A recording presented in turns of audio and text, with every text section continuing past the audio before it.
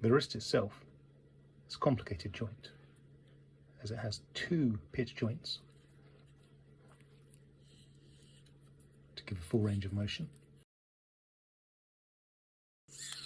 A yaw joint in the middle, 4 tendons at roughly the corners, which actuate the joint, and a figure 8 ligament, same as the fingers, which passes through the middle to constrain the two pitch joints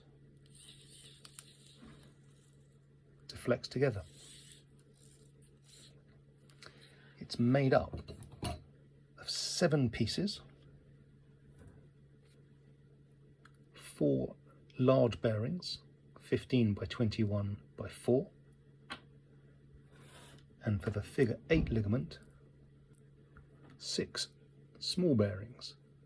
These have a 2mm centre hole, a 6mm outer diameter, and 3mm wide. These 2 pieces are the tendon hangers, and this is what the 4 tendons pass through. Those go on last. The proximal end is split into 3 pieces, a centre piece and 2 end pieces.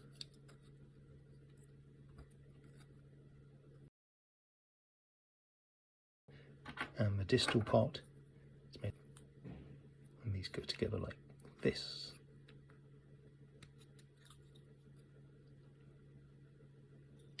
And you can see here that there's a central clearance, and this is where the figure 8 ligament passes over bearings here and here, and over 2 bearings there and there. And in that way you can create the same figure 8 mechanism that you have in the fingers. The way it's held together is that the distal end has 2 inserts and 2 counter sunk screws which hold all that together. But the proximal end is held together with some longer bolts. These are M4 cap heads. Now ideally, to keep things as low profile as possible, you can get packets of this kind of flat mushroom, I guess you'd call it a nut, but it's a kind of, it's a threaded cap really, and these are often used to hold together homemade books, diaries, that kind of stuff. If you can't get hold of any of those, then you can go slightly longer, up to a 45, or cut down a 50 M4 cap head, and then the bolt will pass all the way through and can be secured with a nut on the back. So it won't be quite as pretty, won't be quite as low profile. And depending on whether or not you can get hold of these, you can print these either with large holes or small holes. The same is true of the tendon hangers. They come with either large holes or small holes. And that's just something you choose when you're doing printing. The large holes being for these, and the small holes being for normal nut and bolt. See, that's a little tight. So first things we're going to do is drill everything out to make sure it all fits, and fit the inserts in the distal piece.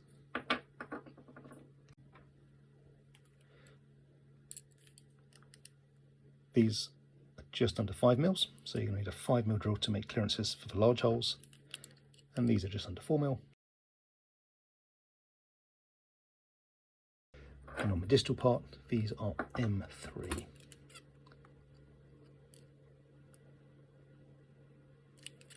So you need a 3mm drill for those.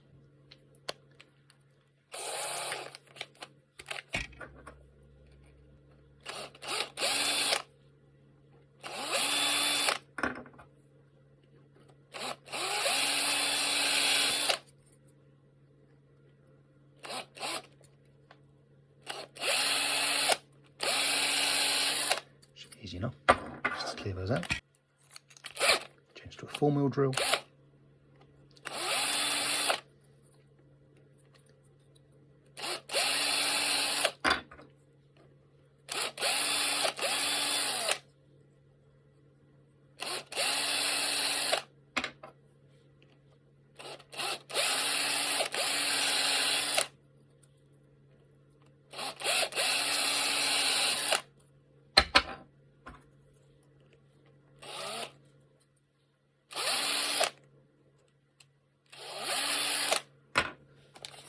and then up to a 5mm drill.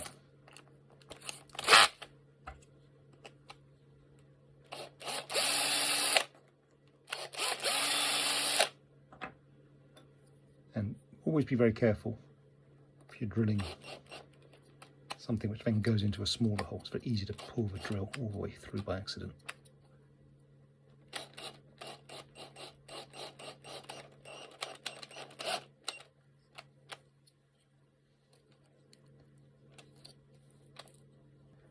But I guess it doesn't really matter if you go all the way through, in fact, still.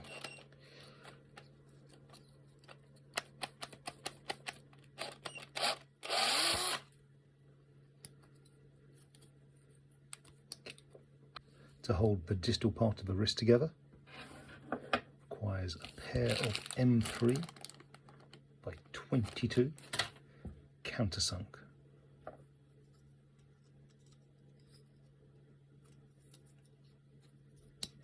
That's still a bit tight. You can always use an M3 drill.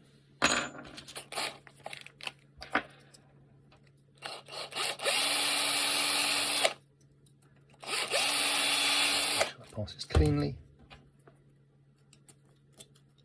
Should now go in easily enough. And to pull it all tight, we'll use some inserts. These are M3 by 6 by 5mm long. So I'm going to make sure we've got enough depth here.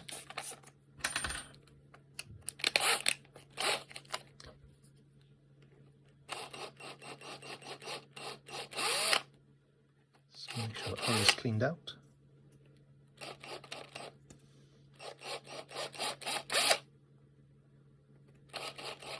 We need a longer M3 cap head to go through that hole. These are going to go in hot.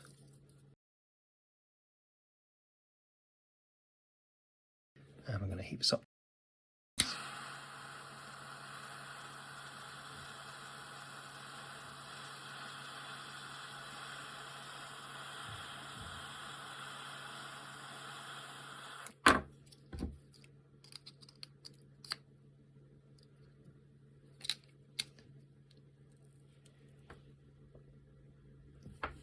Not enough.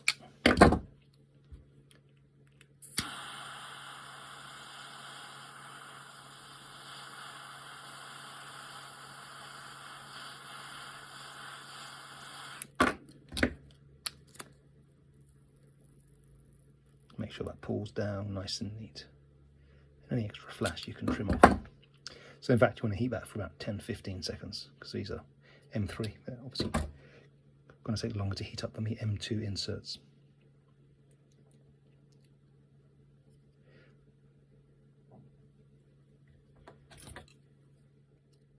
And just trim off any extra.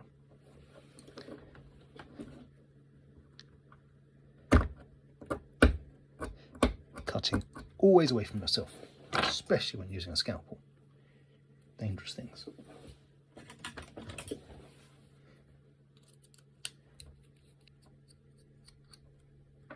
Okay. Pass your cap head through. Screw on the insert. Going to heat it for about 10 seconds. Yeah, 10 seconds is just long enough.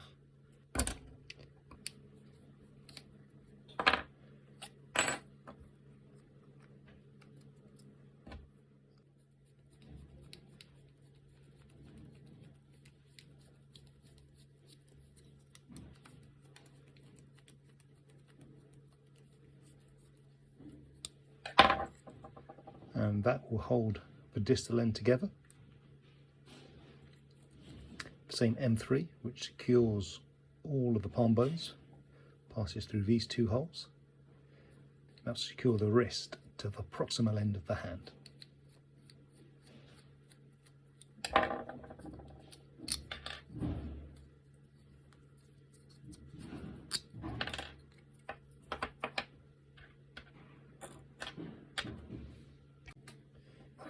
The distal part of the wrist also carries which form the yaw joint.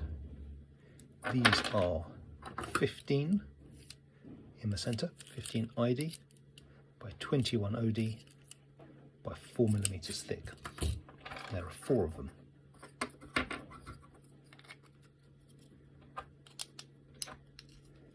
Two top and bottom of the distal section, and 2 in the middle.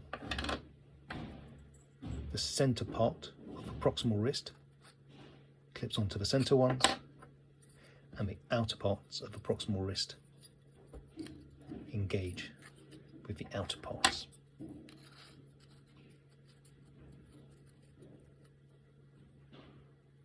So when it's all placed together, it looks like that.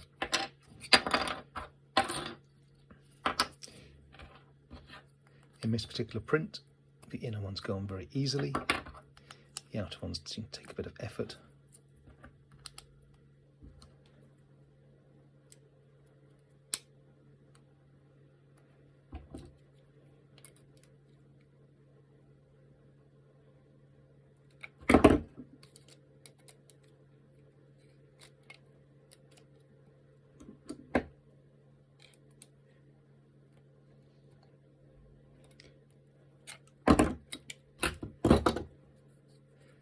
Sometimes it needs to be forced in a bit. Now you can see how the distal end will assemble with the 4 bearings. The centre part of the proximal clips on.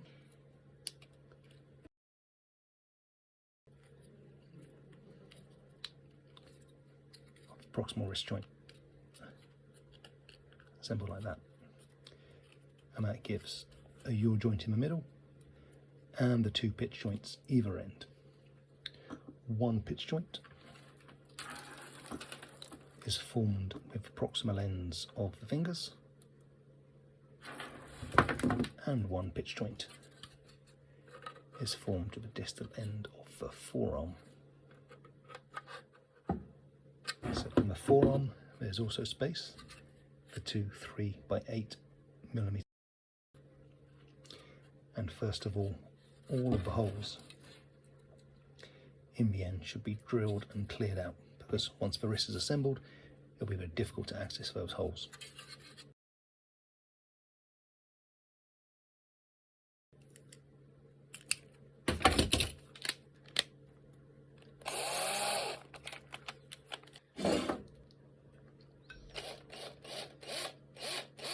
So there are the 4 holes in the corner,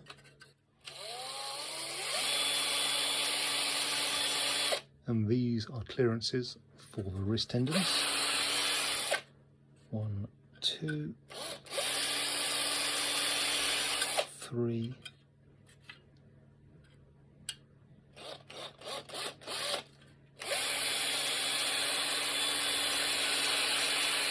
and 4. There's also 4 thumb tendons which passed inside this centre block.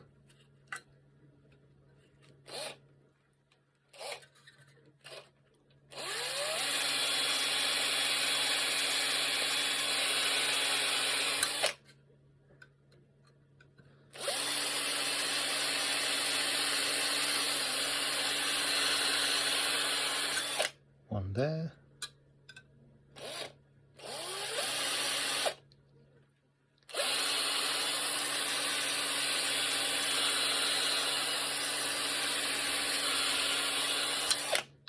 One there.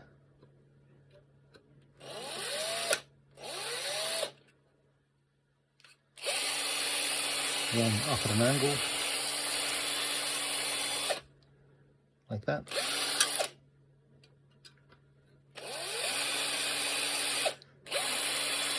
And the other one also up at an angle. So these 4 centre tendons, the top ones are at this angle, the bottom ones are roughly at that angle. And make sure these are nicely clear, because they'll each take some PTFE.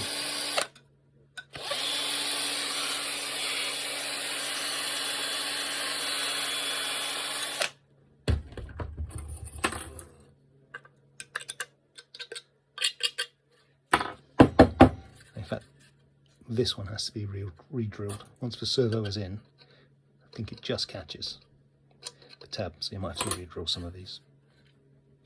You'll also find there are various clearance holes This, for example, allows that servo to be tightened up. And it's missing on this one, I'm going to drill it in now, is the way the figure 8 ligament is secured at this end. Is the ligaments, one on the top and one from the bottom. This one passes inside a channel, which is very hard to access at the moment, and then it comes up via a hole just here, which is that 3mm hole there. They both wrap around this pin here and they're secured there. So on this side you need an insert, which is going to take a fair amount of force, but on this side you simply need a clearance hole so that the ligament can pass up through there and up through here. So this can now be drilled all the way through. We also need to clear out any dust or support material which has been left in here, depending on how the print was made. So there, you can see where that ligament ended up passing. So it's important that that's easy to thread the ligament through. Worth checking that a ligament actually will fit down there. Make sure you've got a nice clean end.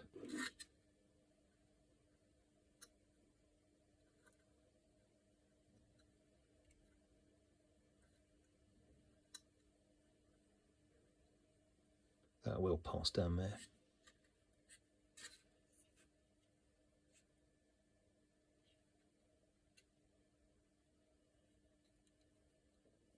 And that will pass down there. The ends of a figure 8 ligament are clamped back in the forearm by an M3 by 25mm cap head and a couple of washers. They pass through this hole here and secure to an insert in the back of the hand.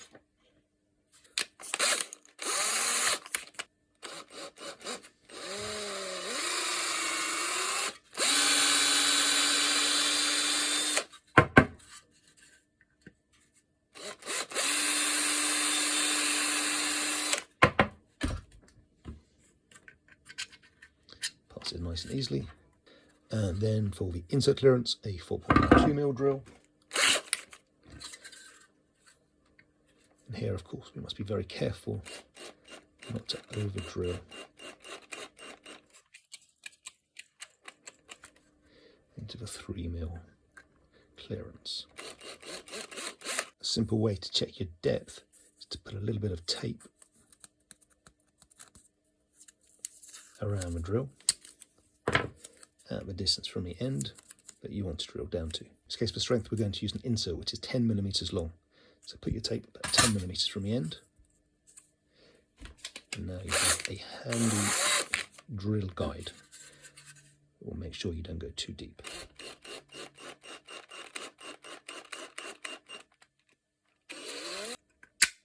And this is going to take a fair amount of heat, it's quite large.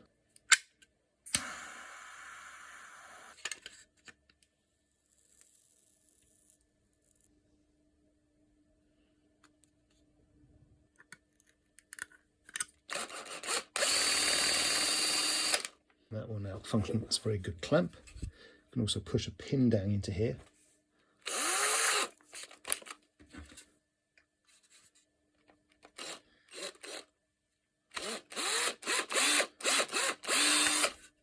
And this helps to spread the load on the ligament by passing it around a piece of steel which is embedded into a decent depth of plastic. So it's 24mm long.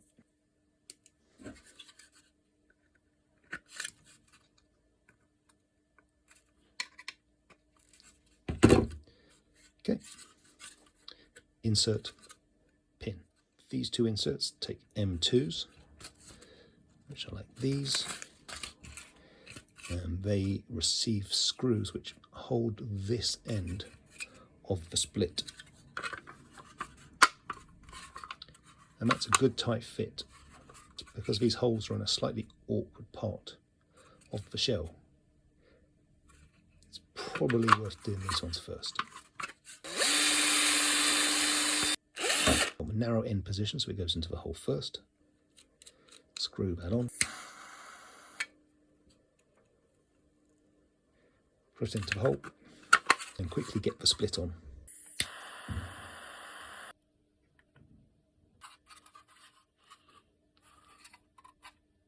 If necessary, make any adjustments with a soldering iron and then check that the screws will fit in the front.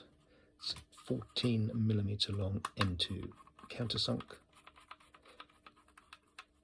And I'd always recommend putting screws in by hand the first time. If you cross-thread an insert, it'll have to be replaced.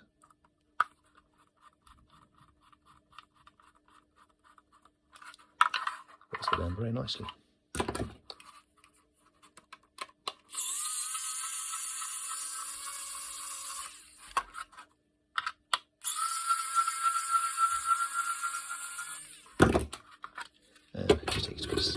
Now we have our M2 inserts, an M3 insert on the back, and a pin to take the ligament as it passes around that corner. Well, the last thing to do is add the PTFE, which will feed the tendons to the thumb, and the PTFE, which will line where the wrist passes, deep inside the forearm, and two shorter pieces here as well. Some of these pathways that the PTFE have to go down are quite long, and it can be awkward to get the PTFE to pass all the way. The way round that is to elongate one end of the PTFE simply by clamping one end, heating that section and stretching it out. If you have a bench vise, this is straightforward to do. If you don't, you can still just do it with a clamp. Any G clamp will do. Clamp it to the table.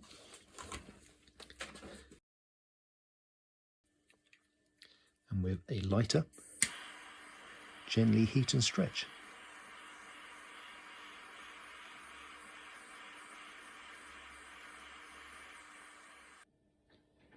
You're aiming to get a fairly even stretch.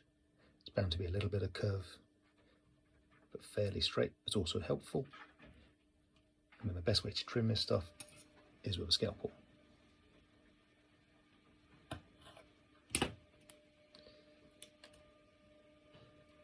As that will give the least flaring.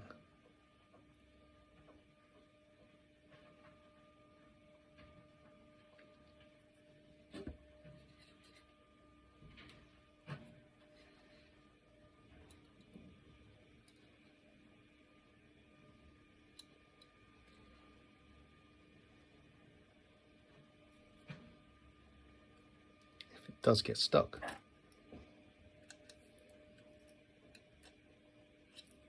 just push in with a screwdriver.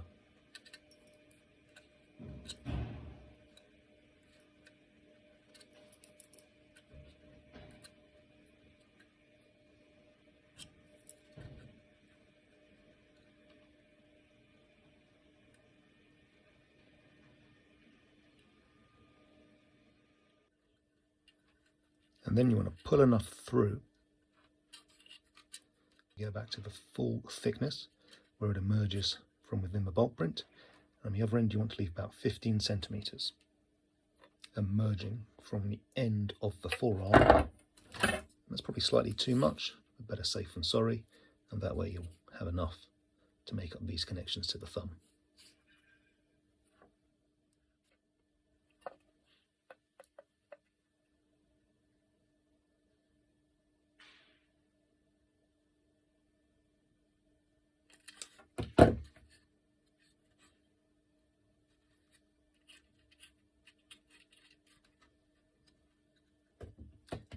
Depending on how tight the fit of a PTFE is in those holes, you can always try and pull enough through that you can reuse this end. Otherwise, just make a new end and then line all 4 thumb channels through the bulk print.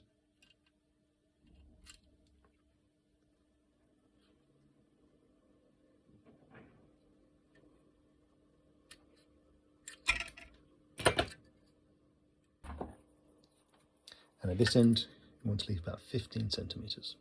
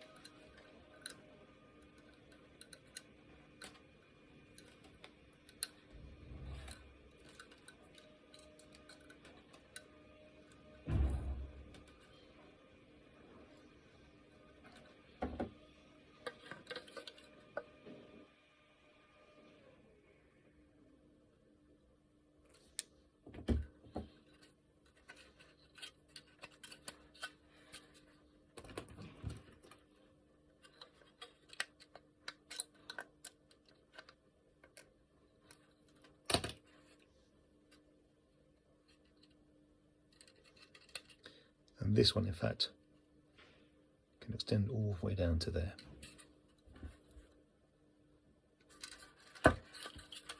When pulling PTFE, never pull towards yourself. It's very easy to slip off. And if that were to happen, you would hit yourself with a pair of pliers.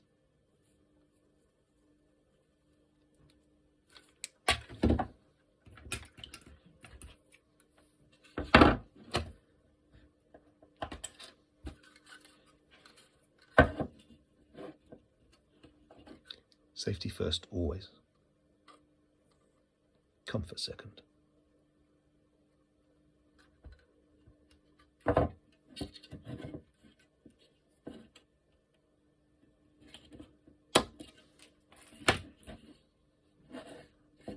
If you do end up squeezing a tube as you cut it, make sure you reopen it, otherwise the tendon will get stuck when you try and pass it down. This is a dot punch, which can be very handy for reflaring open PTFE.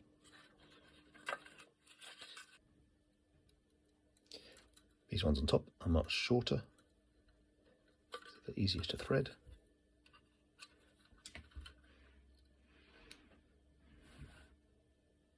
Using the original one as a guide, we can see in fact the top ones can be quite short. It's just these two here.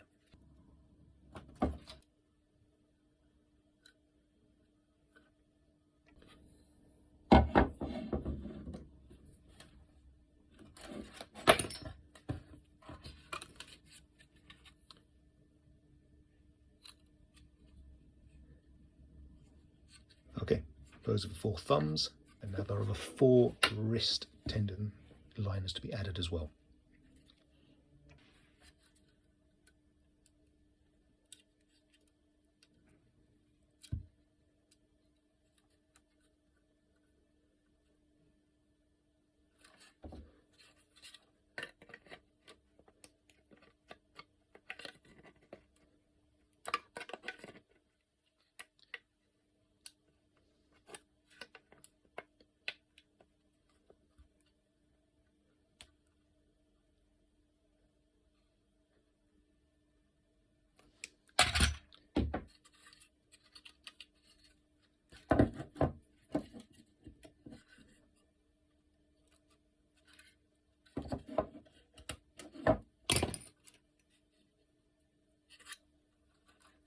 And these ones don't need to be as long because the wrist tendon emerges just from the end of the forearm.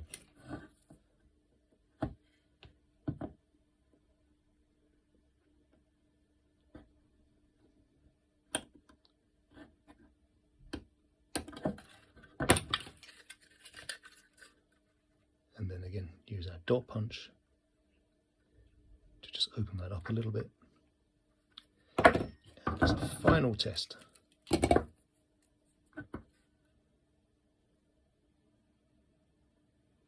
make sure that you can easily pass a particular Dyneema you're using down through the particular PTFE you're using. There are many different kinds. Sometimes they're not quite the diameters you expect. That needs to pass nice and easy all the way out to the back.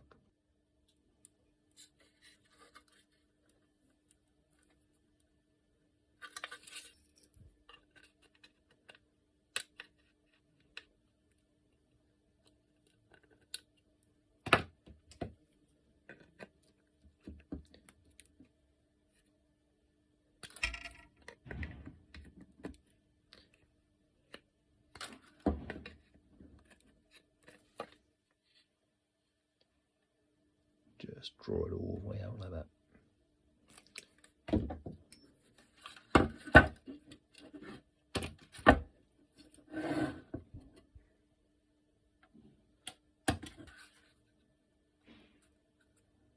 Flare the hole, and then it passes back through that hole there, for which you may need a pair of tweezers.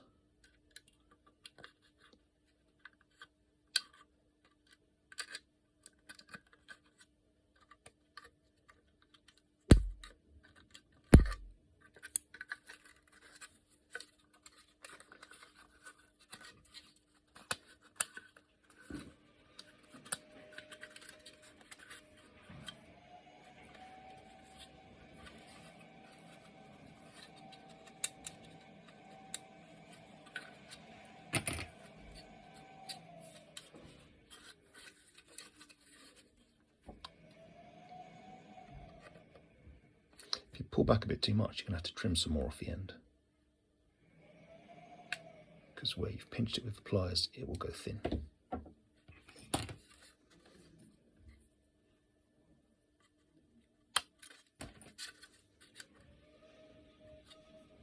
And it finishes very nicely just at the entrance to the hole, behind which will be one of the pulleys for the wrist. And again, this can just be cut very short up at this end.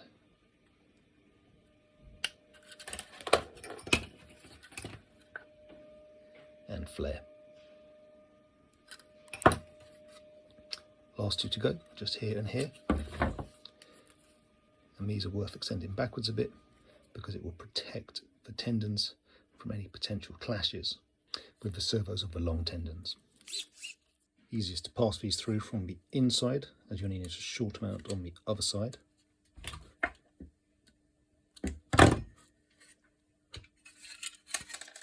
And as those tendons pass down inside the split, the lid, that's how long you want those PTFEs to be, down to about here.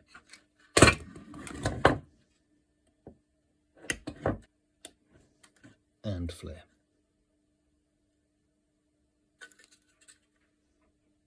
Both ends. Same on the other side.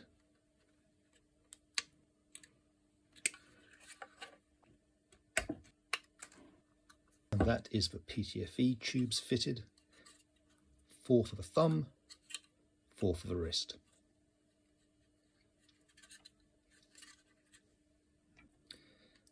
The last thing to do before assembling the wrist is to start lacing how the figure 8 ligament connects to the palm bone of the middle finger. These channels here will guide the ligament, and an insert needs to be added into this hole to allow it to be clamped on the back. The ligament crosses inside the palm bone, passes through a hole there, and then is secured on the hand side by a screw at the top of the palm bone.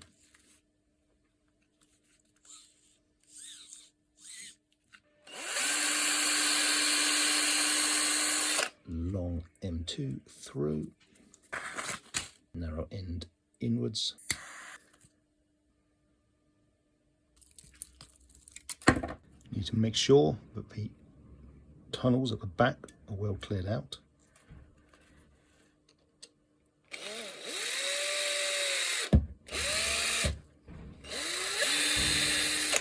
As this is where the ligaments will have to pass.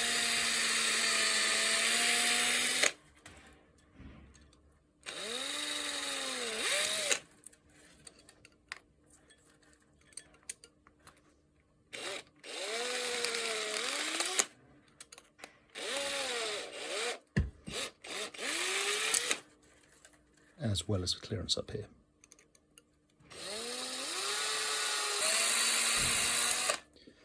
You can then pass a ligament under there and into this channel over here.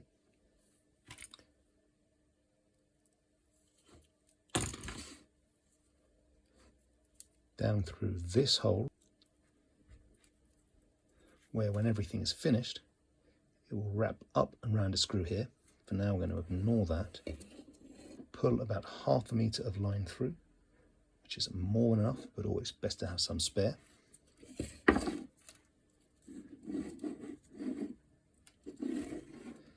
That's kind of amount you're going to end up with, it's plenty. Trim that off. For those that like to measure things, that is about 30 centimeters of extra line on both sides. The tricky part is to make the ligaments cross inside this channel. As you can see, it's quite narrow. This one, which is presently on the inside of the hand, on the palm side, needs to pass through to the back of the hand.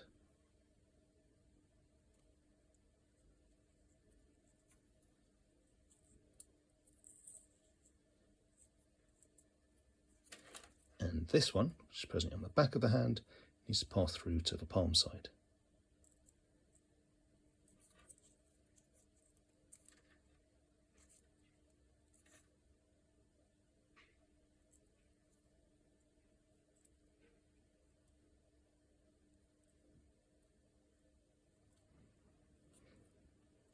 Which you can do like that. And now when you pull these tight, they automatically cross over in the middle. Now we can add our clamping screw up here.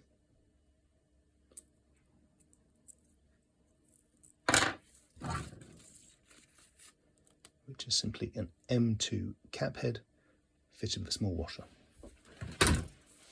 And the length you want is 14 millimeters here. Fit it with a washer, which is fitted so that the shiny edge is downwards, which is the opposite to what you would normally do with a screw. And just pick up a loop, pass underneath. As you start to tighten that up, you can pull back everything into shape. And that will make an extremely strong ligament attachment in the palm bone. It's finally time to start putting the wrist together. This is the bulk of the distal wrist. The bearing in the wrist has an outer diameter of 6 millimeters, an inner diameter of 2 millimeters, and a width of 3 millimeters. It's secured by passing over a short length of M2 screw, which in this case is a set screw, and I filed it down to exactly fit the hole, 9.8 millimeters long. And that can now be pushed into this recess.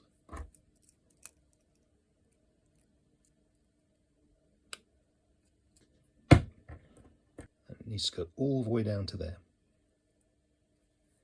Once it's in, make sure it's very free running. It should be almost completely frictionless to turn.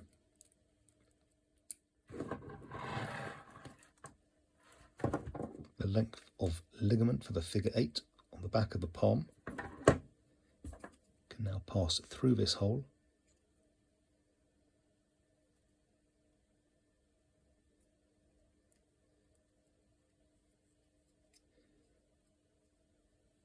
and across the bearing.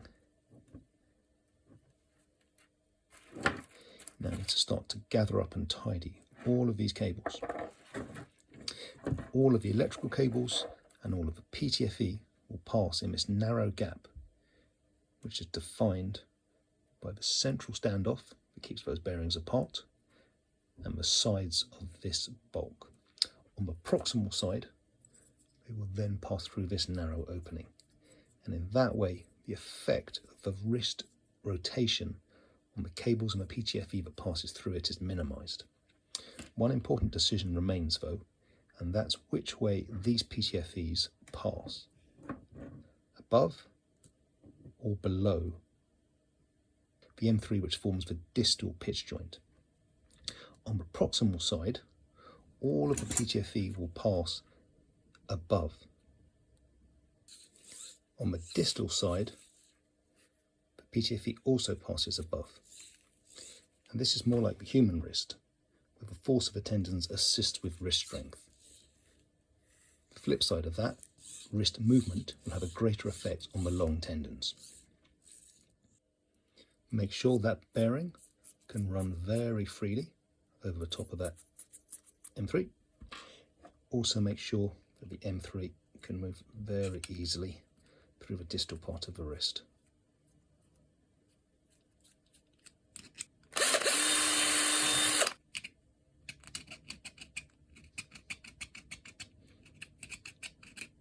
You need to add a washer to the M3. Then you can start to assemble, starting with the thumb side. So first of all, we go through the outside of the thumb, then we add the palm.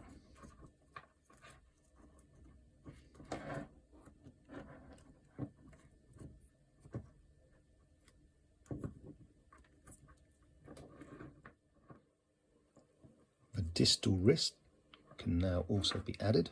And it's important to take care of all of the wires and all of the PTFE. The wires can cluster together, go above. PTFE will also go above.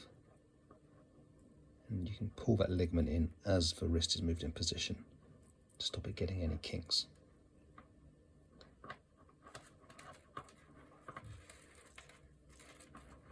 With everything in position,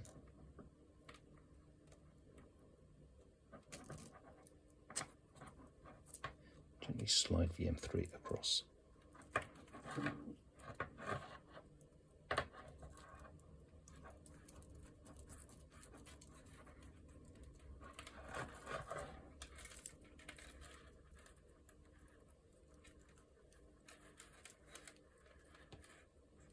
And they will end up going something like that.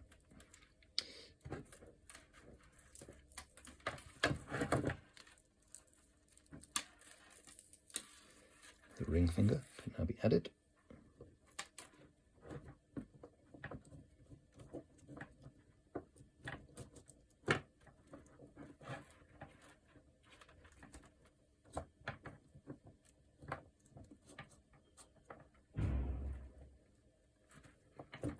Again, tidy up your cables. Gather the cables of the little finger, the PTFE, which also has to go in this channel here.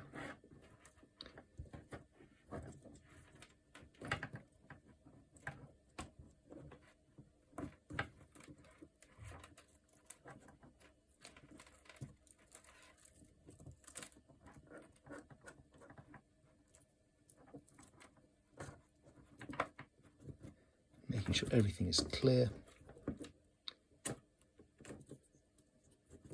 Push the cap head all the way through.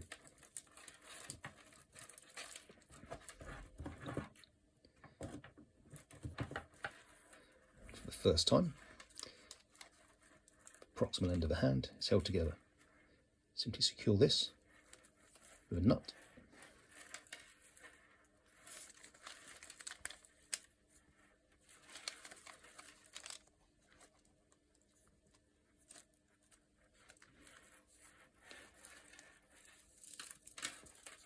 And that is the distal join of the wrist to the palm bones.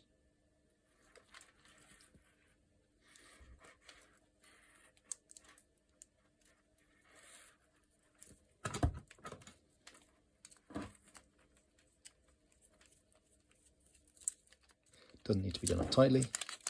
It's nice if there's a bit of movement there. The ends of the hands are actually held together by a single ligament,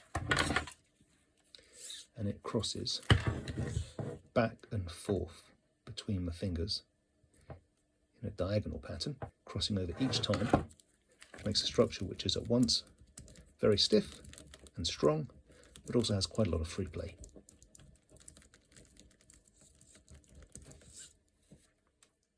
To add that ligament, you just have to take a piece of 1mm Dyneema, attach it first down here in the little finger,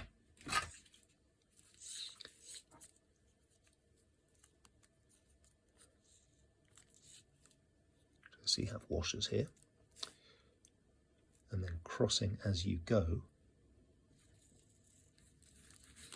encircle all the fingers. And looking at this, I realise I've also not put the pins into this version. I'm wondering, in fact, if they're needed. It's possible to add pins in the palm. It will slightly change how the tendons move as things go from side to side. At the moment doesn't seem to be a problem. So I will possibly do that later. On the palm side, some of these tubes will engage in a pulley from another finger in order to get that slightly curved shape into the hand. And as usual, when placing a washer which is going to secure tendon, shiny side goes what would normally be considered downwards.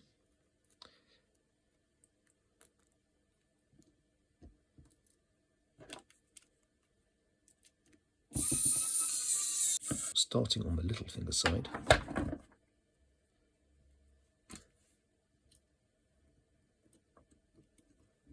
this is when washers are annoying.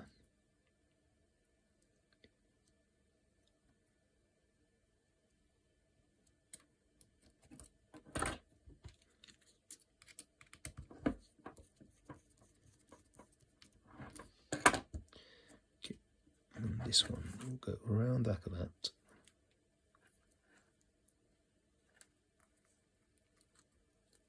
Over front of that, round the back of that, and round this one, round the back of that, over front of that, round front of that, and wrap over, back down.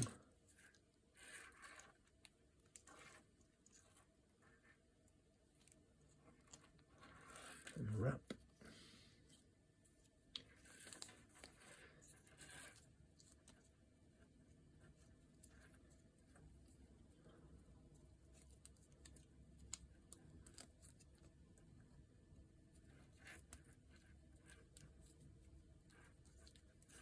And back to here.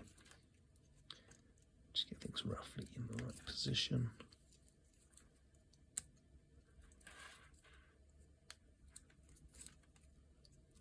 Make sure nothing has fallen off.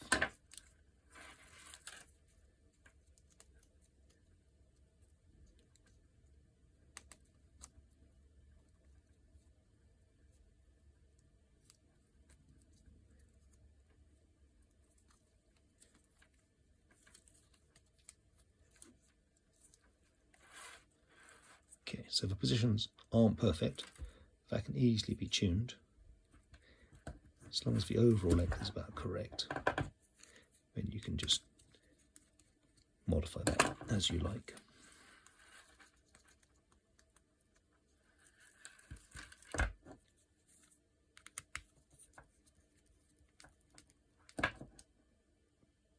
Okay.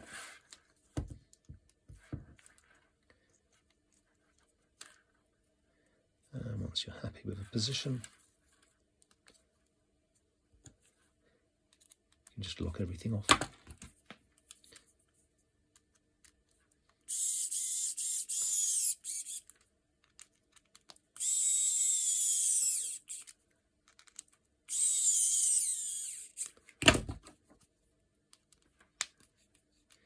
sure it's really worth using that thing. Shame though, seems like it should be.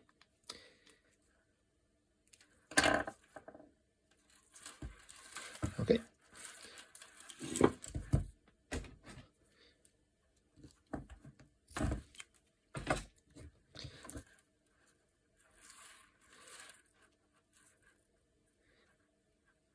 And these can just be tucked away. The bearing now has to be fitted to the split side of the distal wrist, same as on the other side.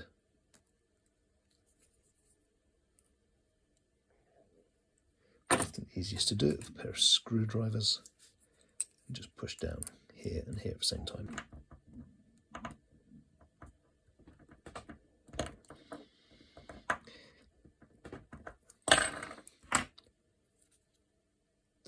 straight.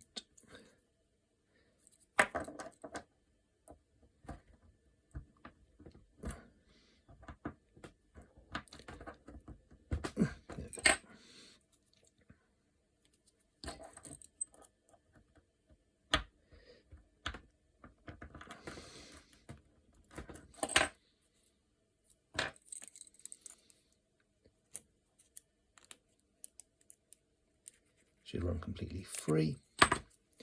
Okay.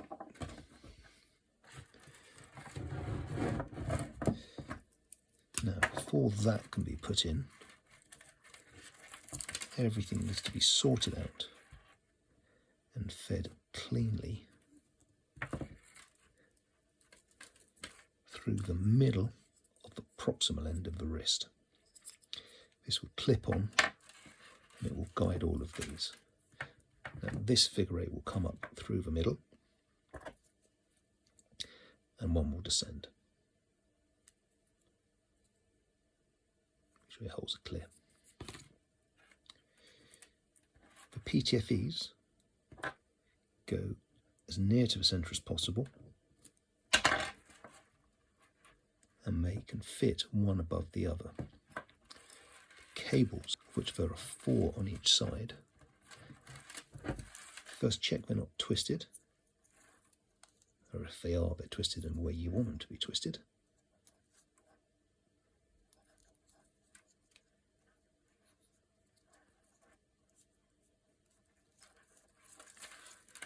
And then they can be gathered up.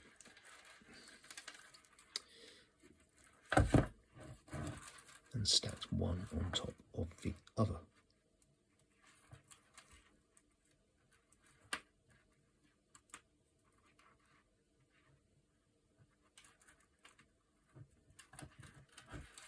They can be stacked one on top of the other.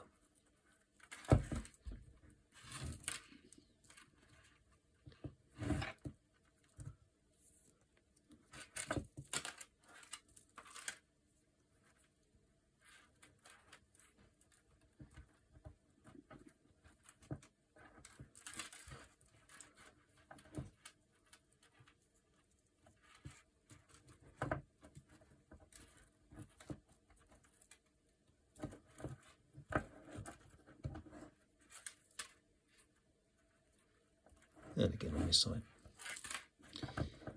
gather them up.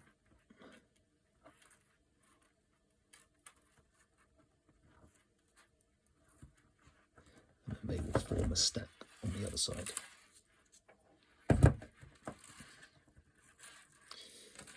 Now at some point the plugs will have to be cut off.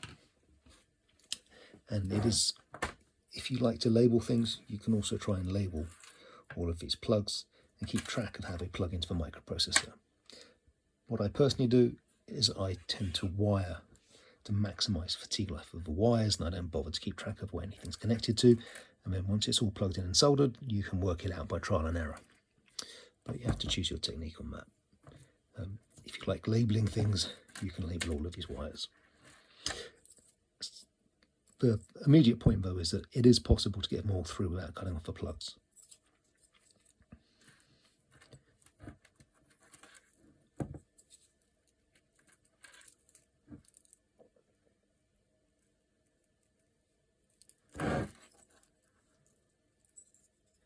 Okay, so that will clip on to the bearing. So all of these just get passed through.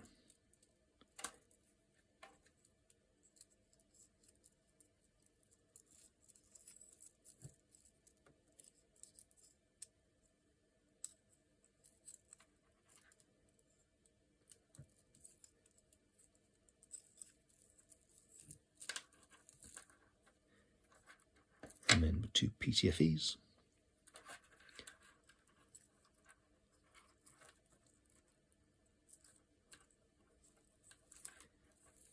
This is equivalent to the carpal tunnel in people.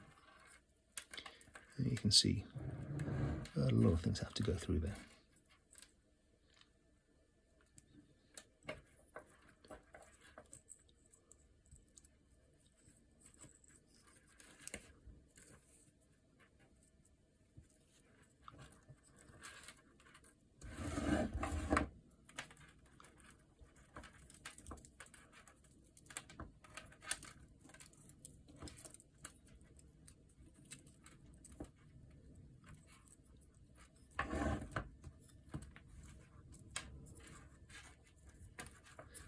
usual, you're trying to stop things getting twisted.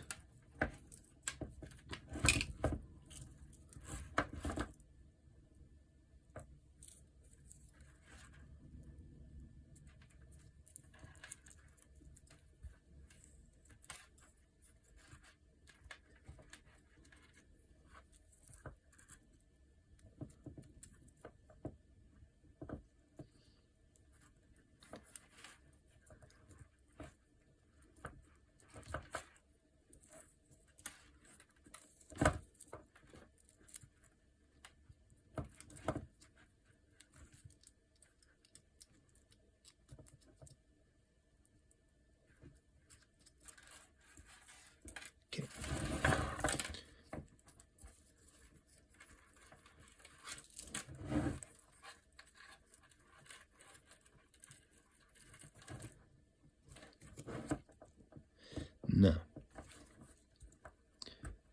that will clip down onto there. You can see that when the wrist is assembled, these are kept apart by the raised section in the middle. So when you do put it together, you have to make sure that you're not accidentally squeezing anything in there.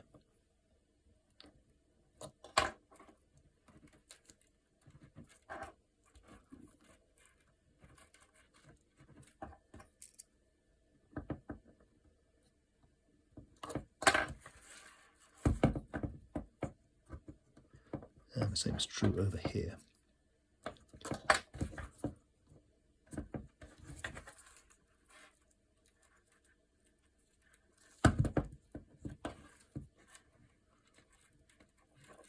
Okay, seems pretty good.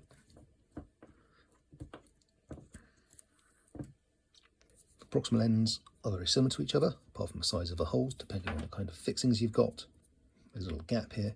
Into that, we're going to place a small length of PTFE with both ends flared so it stays where it's put, and 2 bearings, done exactly the same as the distal. There should be some short lengths of PTFE left over from when the thumb tendon liners were being fitted. You want to chop off a little bit, somewhere between 8 and 10 mils will do it, and then with a bit of heat and a dot punch you can just flare the ends.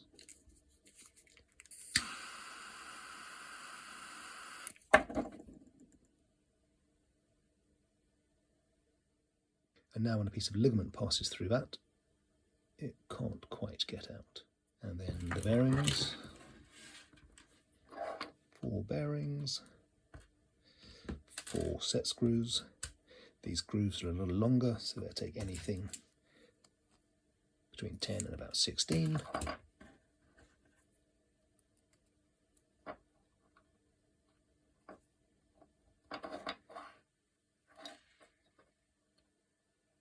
Get that more or less in the middle. Pair of screwdrivers.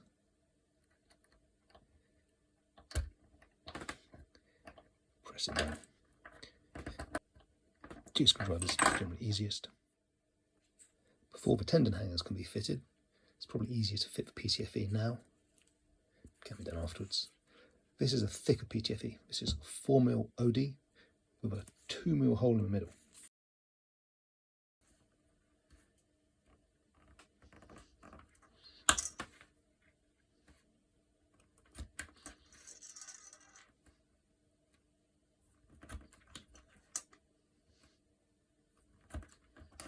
And then press them into the hole.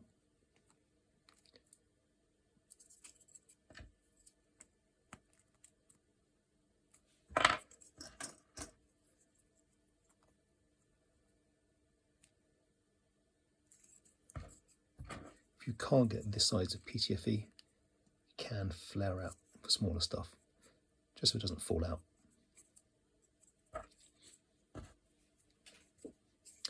But it gives plenty of wear, a bit of flexibility.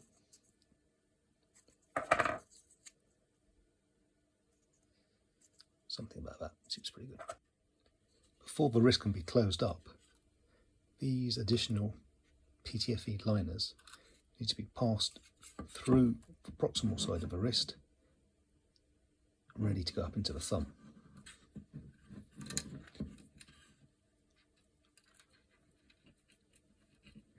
And this is when space will become somewhat of a premium in the wrist.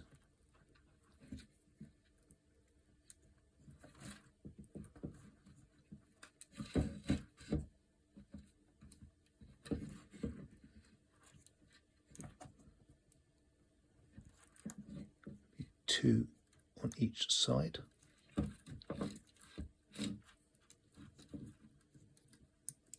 To start, just get everything through the proximal side.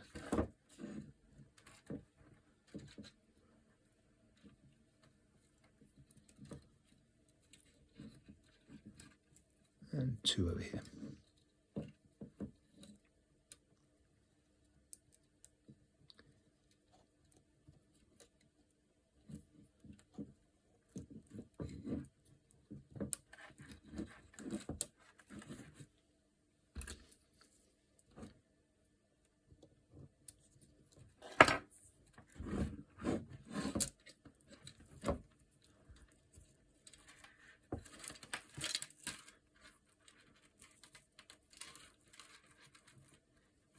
The servo wires still go on the outside, and the long tendon PTFEs slightly inside of that. You can just slide everything up.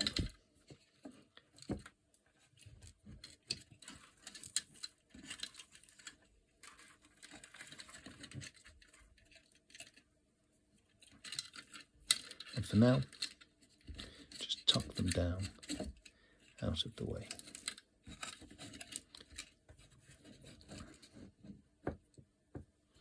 Okay. And these PTFEs will go off to various parts of the thumb. See here, in fact, I've got slightly twisted over down the bottom. So just make sure that everything has gone through in the correct order.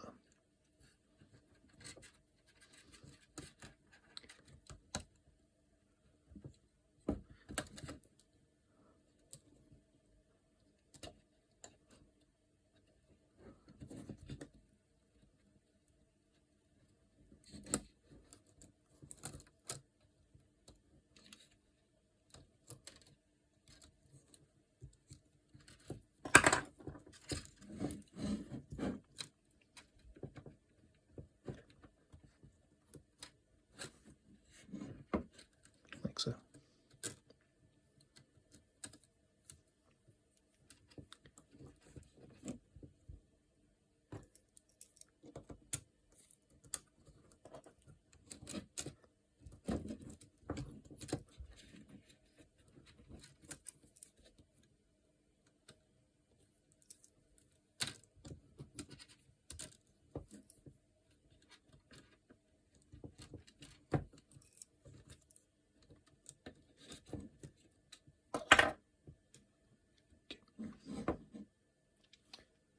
Make sure that everything is neatly divided.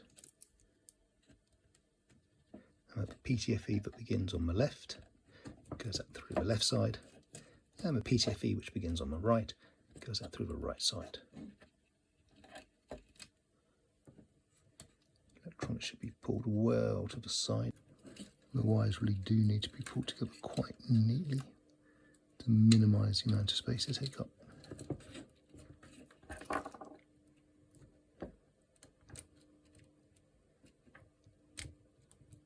And the same on the other side. Now you should be able to fit the split.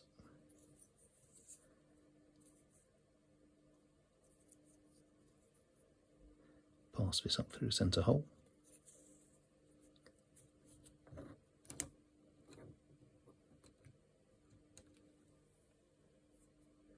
This one afterwards, you can pass downwards.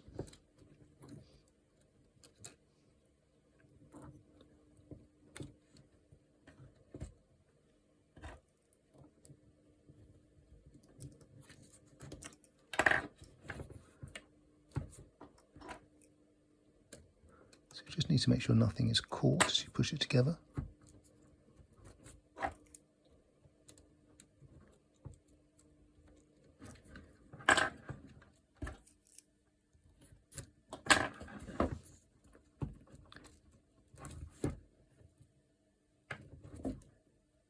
feels like something is getting crushed. Just carefully take it to pieces again. This one here, in fact, it's getting squeezed.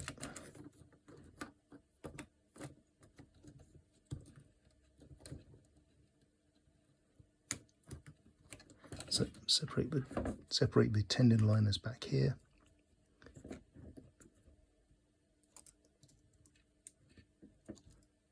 And at the front.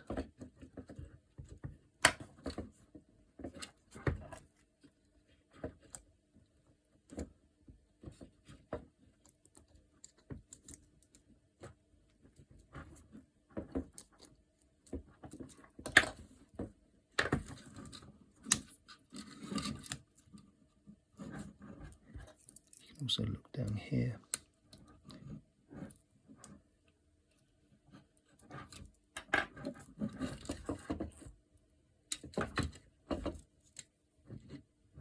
And just make sure that little pull, nothing is caught.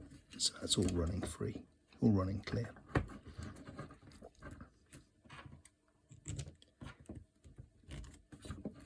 These are just keeps the profile lower.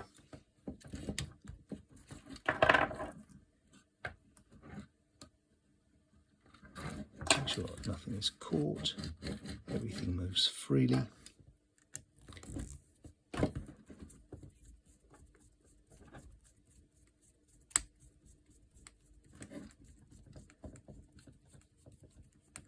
And as you screw it together again, make sure everything is still running freely.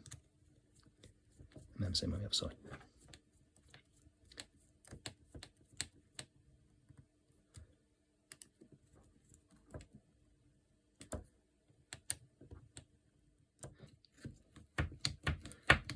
And at this point, just make sure that all the fingers can still move freely when you pull the long tendons.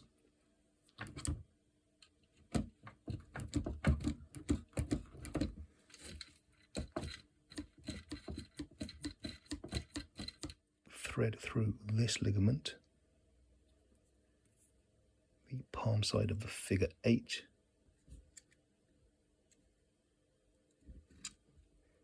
Draw it here like so.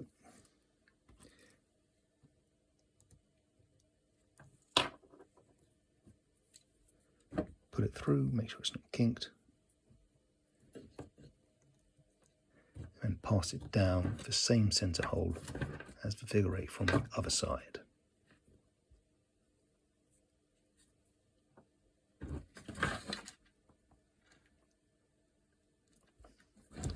And you can see here how the figure 8 crosses in the middle. The rest of the proximal wrist can then be put into position. This ligament will pass up over here. It will then pass through the PTFE flared tube. Once that's all assembled, it will be held in place. It then passes back into the forearm, crosses down behind the proximal pitch pivot. That's a very tight space to get through. It's debatable as to whether or not it's really necessary to do this. You can just pass the ligament straight back and fasten them off here. But in the full design, they would cross behind the same as the fingers to maintain the geometry. To draw up the ligament from the back, you need to pass a loop of thinner tendon. You need to pass a loop of thinner tendon down through this gap here, and in between the thumb tendon liners.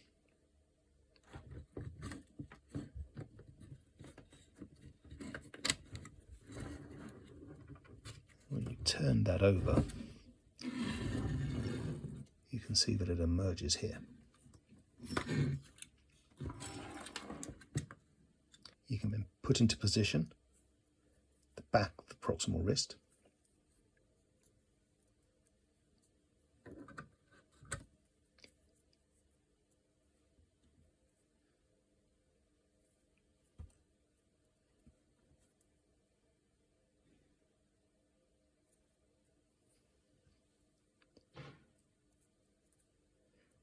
pass it through that loop. And now, when you pull this, it will emerge on the other side.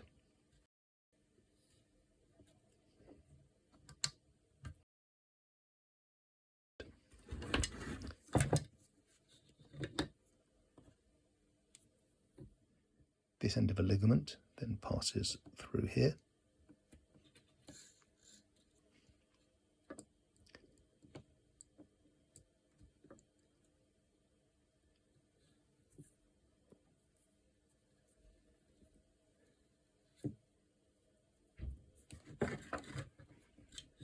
And then behind the other ligament down to the other side.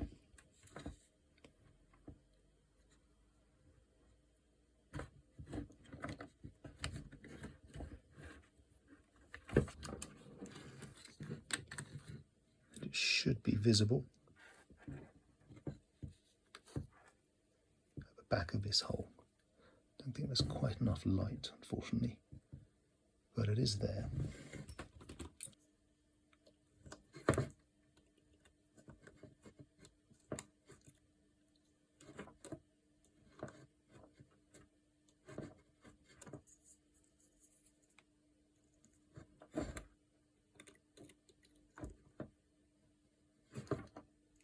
Okay.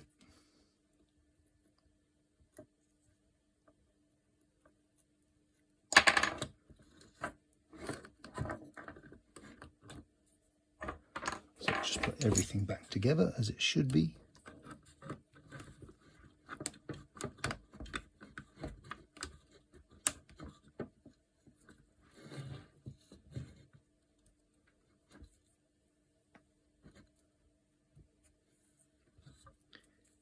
Cut this to a nice neat end.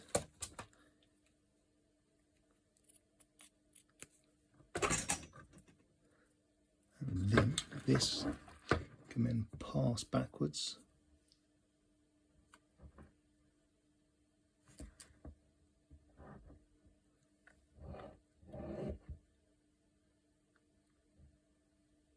Till it gets to that hole.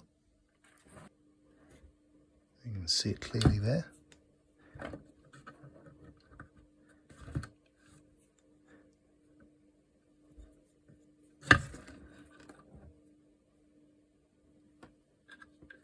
And then you need to turn it so it pushes downwards.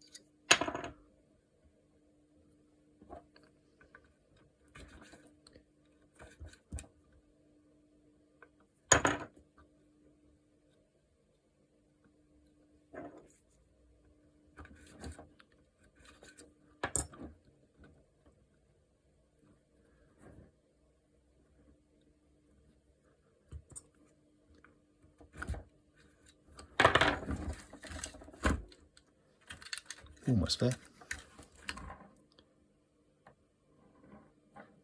Again, not quite enough light to see it.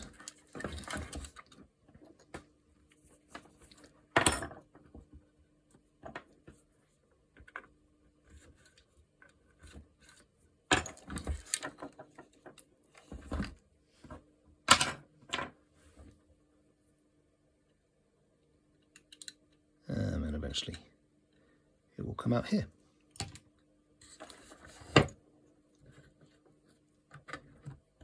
Rebuild proximal.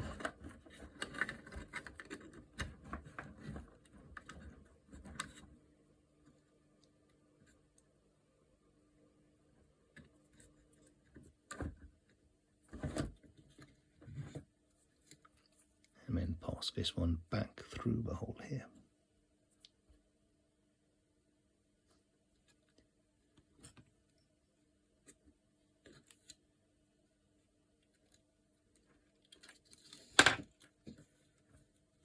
that is both sides of the figure eight.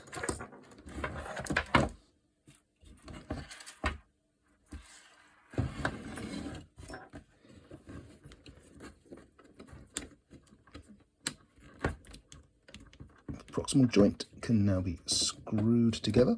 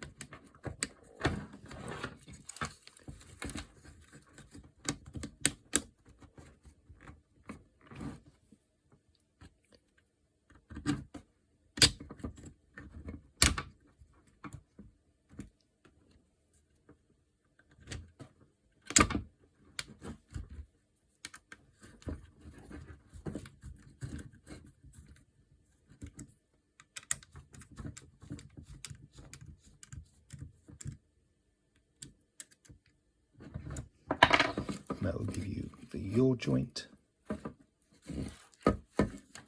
So depending on whether or not you want to have the flat nuts on the inside or the outside, you have to put on the small holes or the large holes when you assemble the proximal. You can now fit the cap head, which will run through the middle of the proximal pitch pivot.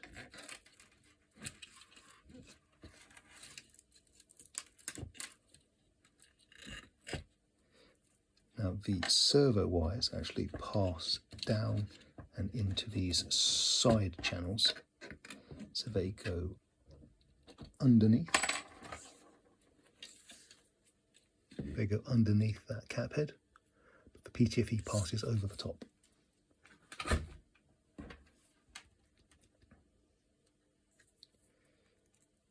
You need to put a washer onto your M3 and a bearing. And line everything up.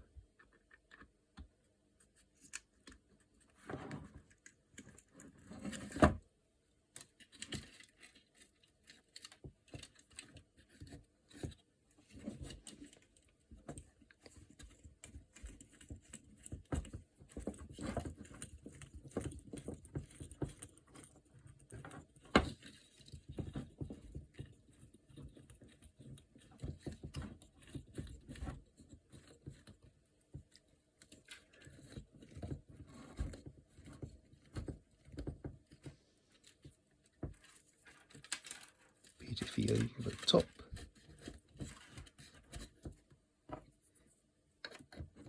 Cables pushed down underneath.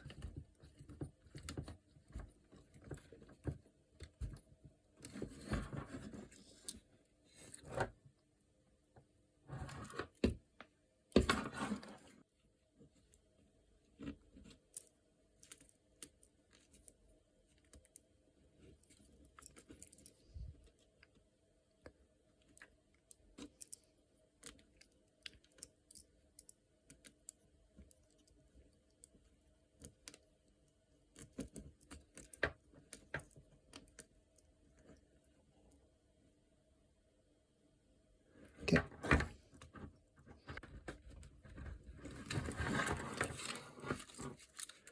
And over here, make sure that's all lined up.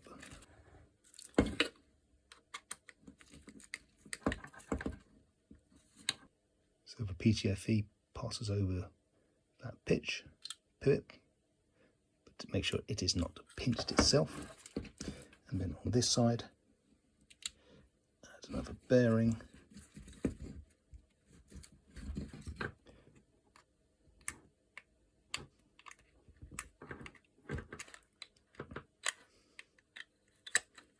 And you just need enough thread showing to get a nut started, I mean, you can use for there enough to get started. Yes, just about. So hold on to that and just screw that down. So that will pull the bearing all the way in, and you can loosen it off to make sure the wrist isn't too tight.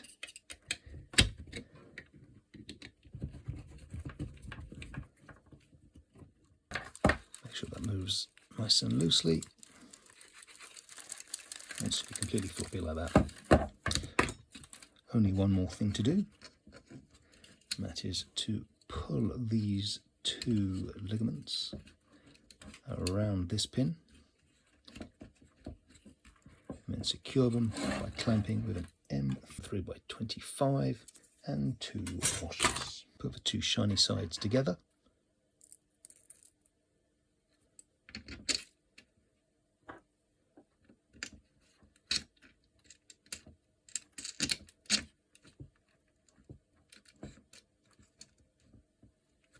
Make sure that both of the ligaments get in between the two washers so they get securely clamped. Give it one wrap.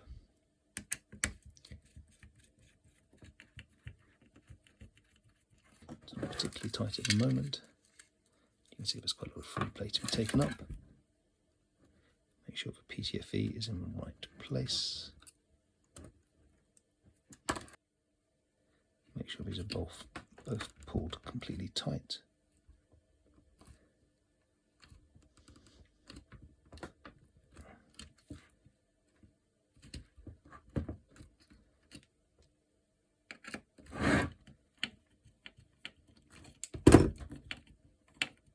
Lock those off.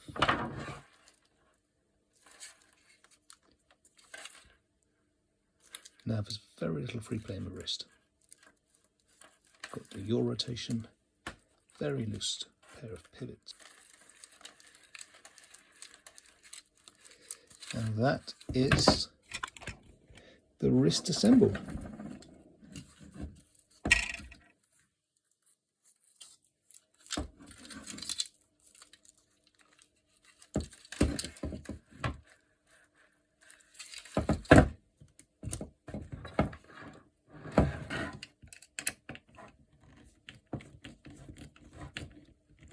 Clamp that down fully.